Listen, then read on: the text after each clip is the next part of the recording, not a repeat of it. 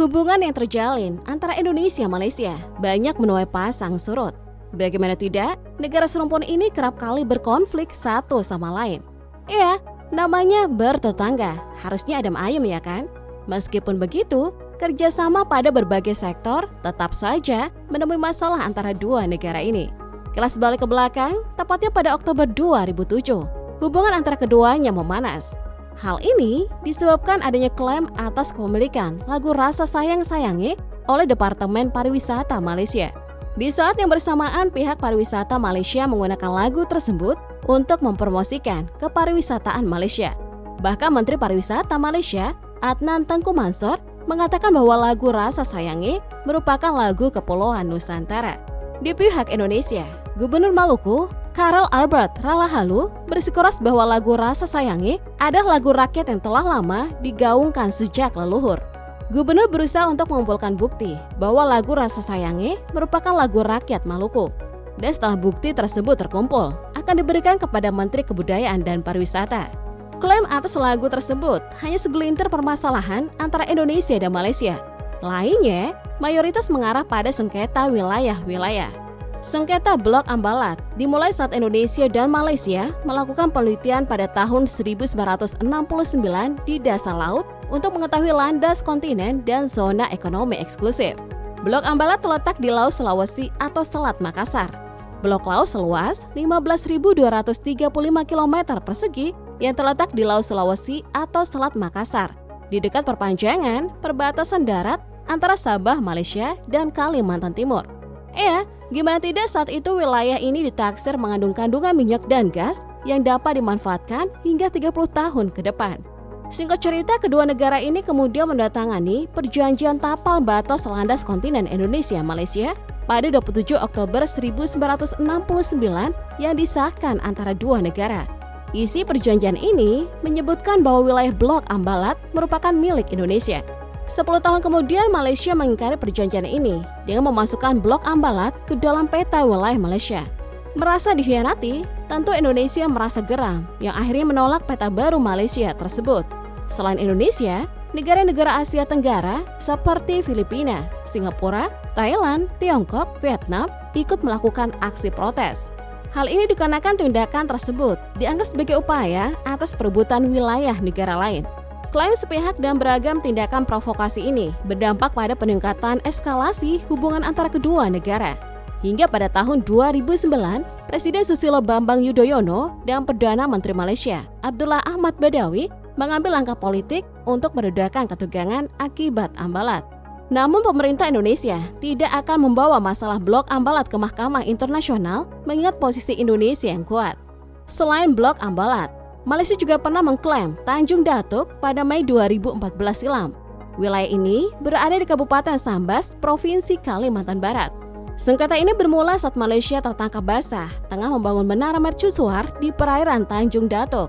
Jika dilihat dari landas kontinental, mercusuar tersebut memang wilayah perairan Indonesia sesuai perjanjian Indonesia-Malaysia tahun 1969. Namun dilihat dari sisi perairan teritorial, status Tanjung Datuk masih tumpang tindih. Dalam sengketa tersebut, tentu beberapa pihak ikut terlibat saat itu, seperti Panglima TNI Jenderal TNI Muldoko. Menteri Pertahanan difasilitasi oleh Menteri Luar Negeri. Perwakilan Indonesia telah melakukan pertemuan dengan pihak Malaysia dan berhasil menemui jalan keluar. Terdapat 3 kesepakatan yang telah dicapai. Pertama, baik pihak Malaysia dan Indonesia telah bersepakat bahwa pembangunan menara mercusuar harus dihentikan. Kedua, kesepakatan itu pun dipertegas bahwa tidak boleh melakukan tindakan-tindakan yang bisa memicu provokasi.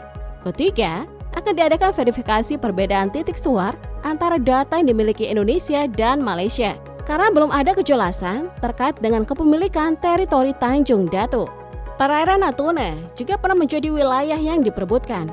Perairan Laut Natuna ada perairan yang terbentang dari Kepulauan Natuna hingga Kepulauan Lingga di Provinsi Kepulauan Riau, Indonesia. Laut yang kaya akan sumber daya minyak dan gasnya ini diklaim oleh China.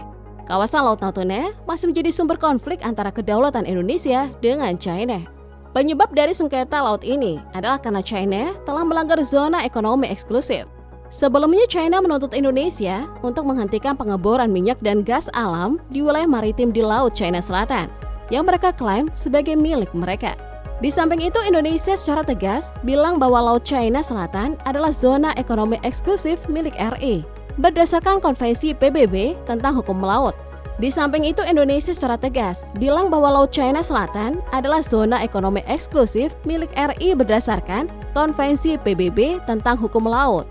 Wajar yang ini menjadi masalah karena Laut Natuna kaya akan sumber daya alam seperti ikan, minyak, dan gas sehingga menjadi sengketa dengan negara-negara lain. Selanjutnya Pulau Miangas yang terletak di Provinsi Sulawesi Utara, sebuah pulau yang pernah diperebutkan oleh Spanyol, Amerika Serikat, dan Belanda beberapa abad silam. Secara administrasi, Miangas ini termasuk dalam wilayah Kabupaten Kepulauan Talaut, Provinsi Sulawesi Utara. Saat Amerika masih menguasai Filipina, pihak Amerika Serikat mengakui bahwa seluruh wilayah Filipina dan pulau di sekitarnya, termasuk Miangas, merupakan wilayah kekuasaannya.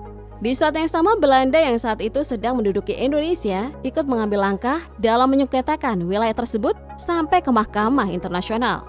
Upaya tersebut akhirnya menuai hasil. Tepatnya pada 4 April 1928, Hakim Tunggal Pengadilan Mahkamah Internasional di Den Haag mengesahkan bahwa Pulau Miangas berhasil dimenangkan oleh pihak Belanda. Setelah Indonesia dan Filipina mendeklarasikan kemerdekaan, kedua negara tersebut mengakui putusan arbitrase internasional tentang Pulau Miangas. Untuk lebih meyakinkan, putusan tersebut tertuang dalam perjanjian lintas batas atau Border Crossing Agreement antara Indonesia dan Filipina yang ditandatangani pada tahun 1956. Pulau Sebatik juga sempat jadi alasan renggangnya hubungan Indonesia-Malaysia. Secara administratif, Pulau Sebatik merupakan bagian dari Kabupaten Nunukan, Provinsi Kalimantan Utara. Bagian selatan pulau ini adalah milik Indonesia dengan luas sekitar 246 km. Sedangkan bagian utara Sebatik termasuk ke dalam wilayah milik Malaysia yang luasnya adalah 187 km. Hal inilah yang membuat Malaysia menyebut bahwa Pulau Sebatik masuk dalam wilayah teritorinya. Selain itu, klaim yang dilakukan Malaysia ini dikarenakan tidak adanya kejelasan antara garis perbatasan. Atas klaim tersebut, pihak Indonesia dan Malaysia sepakat untuk melakukan pengukuran ulang batas patok negara pada tahun 2019. Menteri Luar Negeri Retno Marsudi mengatakan bahwa 2023 kemarin telah ditandatangani MOU demarkasi segmen Sebatik dan Sinapat Susai dapat selesai pada 2023. Wilayah yang termasuk dalam pembahasan tersebut termasuk ke dalam 7 segmen batas wilayah negara yang berstatus sebagai Outstanding Boundary Problem atau OBP di Malaysia oleh Badan Nasional Pengelola Perbatasan atau BNPB. Penetapan ini dilakukan atas dasar OBP karena kedua wilayah tersebut dikuasai sebagian oleh Malaysia dan bagian lainnya dikuasai oleh Indonesia. Dapat disimpulkan bahwa Indonesia dan Malaysia masing-masing mendapat bagian di Pulau Sebatik. Sepertinya Malaysia tidak pernah berhenti mengklaim wilayah Indonesia.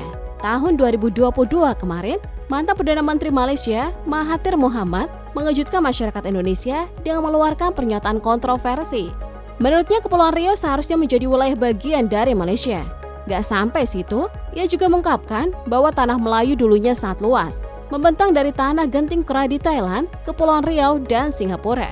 Pernyataan tersebut sangat disayangkan oleh Kementerian Luar Negeri. Bagaimana tidak, seharusnya Mahathir sebagai politisi senior tidak sepatutnya mengeluarkan pernyataan yang akan memicu provokasi antara Indonesia dan Malaysia. Sangat jelas ditekankan bahwa Kepulauan Riau merupakan wilayah negara kesatuan Republik Indonesia.